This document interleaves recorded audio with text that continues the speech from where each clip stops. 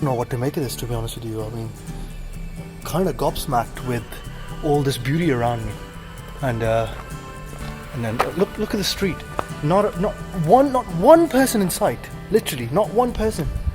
And exploring Italy, especially this part of Italy during lockdown, literally feels like you have just been transformed into, or you've been transported into, like an era of Black Plague, I guess, where there was nobody coming out of their house or whatever. But like, this looks stunning. Like, oh my god, like look at this, look at that, look at this.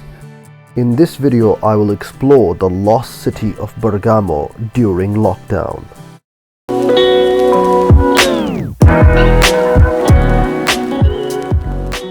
My name is Ahmad, and I'm an entrepreneur and an educator. And on this channel, I specifically talk about personal development and traveling. So I'd encourage you to please subscribe and hit the bell notification for more content like this. Ciao from Italia.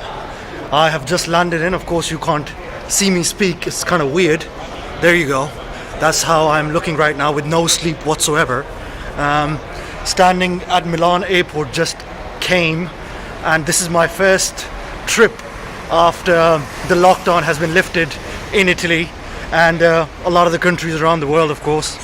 And it's a weird feeling because the flight here was just as normal, but it's just that I've got to wear all the time and wear gloves all the time, so it feels dangerous for some reason. Well, obviously I know what that reason is, but yeah, thank you and welcome to the journey, and I will keep you updated as I go along. The car ride from Milan to Bergamo was extremely scenic and really nice, and it almost felt like Italy never really got into lockdown in the first place. Everything was completely normal, so I would definitely recommend that you guys should get some sort of a rental car for you to travel around, because some of the transport may still be compromised. So the first stop of the road trip, I should say, from Milan to Dolomites is Bergamo, and Bergamo is actually a city that is divided into two parts, and I'm in Citta Alta, I think that's what it's called, which is basically the city, or the rich area of the city, basically, that was based on art, history and culture. So I've just entered the city, of course, and I don't know whether you guys can hear the sounds. I think these are birds. I don't know what these are called, but they're in and around everywhere over here. I'm walking in this garden. I don't know whether I'm allowed to or not. If I'm not allowed, I guess somebody will say to me. It's really hot in here. Well, I'm in the middle of July. It's my first country that I visited after lockdown, so it's not a bad sight. It's actually really beautiful, and it's really unique. I mean, I think it dates back to like 14th to 15th century. So, you know, a lot of people, I don't know whether you can see, some people are actually lying down on the floor and relaxing. So oh wow, what a view from here. Wow, that looks stunning. I definitely recommend you come over here. One of the main sites of Italian Dolomites is coming to the foothills or the footsteps of this place, and for me that is extremely unique, and that is extremely valuable. So I would definitely recommend that you guys should come here when you get a chance. With excitement, I quickly hopped in my car and headed over to the main square. Citta Alta holds the city's historic center within Venetian walls. It is comprised of cobbled alleyways that lapse around preserved religious and political structures, and I was excited to explore this place. Now I'm in the main square now.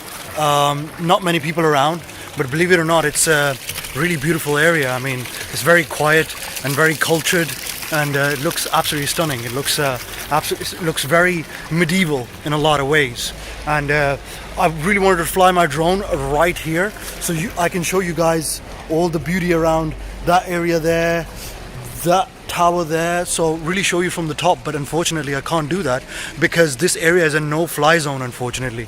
So well, there are 3 authorities here that actually function, so if I go against those authorities I probably would end up in jail. So I just didn't want to do that. But this area looks absolutely stunning. I genuinely can't believe it literally feels like I've come to, or I've been transported or teleported to like the 16th century essentially. So it's a unique area in that sense, and coming after lockdown as well is extremely quiet, so it feels like I'm in the Vatican almost, basically. Not that I've ever been to the Vatican, of course, but it really shows its true beauty in a lot of ways. And more I walk towards, so right now I'm going towards this, I think it's a church or a cathedral, and bloody hell, it looks stunning. It looks absolutely, so it says Basilica di Santa Maria Maggiore and Cappella Colleoni, basically. I don't know what these guys are. So it says this church was built in second half of the 12th century by Giovanni de Campioni, added the two Gothic porches in 1351, and from 1449 the basilica has been under the custody of Consorzio del Misericordia on behalf of the town. I'm sorry, I'm butchering your language, Italian people, I'm very sorry. So inside there are okay, I haven't been inside, so well, I'll check it out, but let me show you what I'm seeing right now, and it's just stunning. Look at that. So there's this white, I would say this is a church. It says Duomo, and then obviously I'm definitely sure this is definitely a church, because I can see like Jesus, Mary, and her people, I believe, and on this side, of course. So that's the church, yeah. On this side, I don't know what this is. I think it's a part of the church, but it looks absolutely beautiful. It looks absolutely stunning. I'll show you what I'm talking about later on. And then there's this Marjorie garden of some sort, where I don't know, you can probably sit around and sort of relax and study, in a sense. I think that's where it is, but I don't know. It says it's a battistero, which it's a sculpture, but I can't really tell whether it is. Maybe there is a sculpture inside, but because of lockdown, I suppose it's closed, so I can't really do much with that, basically. Upon further investigation, I found out that according to the legends, the people of Bergamo begged for protection from the Virgin Mary during the terrible outbreak of the plague in the early 1100s. Bergamo made good on his word and began construction of this massive Basilica di Santa Maria Maggiore. Unfortunately, I was not able to go inside any of these places because I was not wearing a mask and I could not find one. So instead, I decided to take a stroll down the cobbled alleyways of this city, which was a unique experience as the alleyways were completely empty. So I've ended up at another square. It's a very small, I guess, town. So I think this is probably the end of the whole town, essentially, of Citta Alta, and I must say, it actually looks very nice. If I could actually get a chance to actually live in a place like this, I would take it in a heartbeat. So check this place out, seriously. It's just a unique city, to say the least. I became completely lost in the City of Towers, which was a unique experience in and of itself. So I'm just going over in the middle of this. I'm actually not sure what this is, even though it looks, so that's in Italian, so I won't be able to understand that. Terra ciel serio bagna el brembo inonda che monti e valli mostri a luna mano. No clue.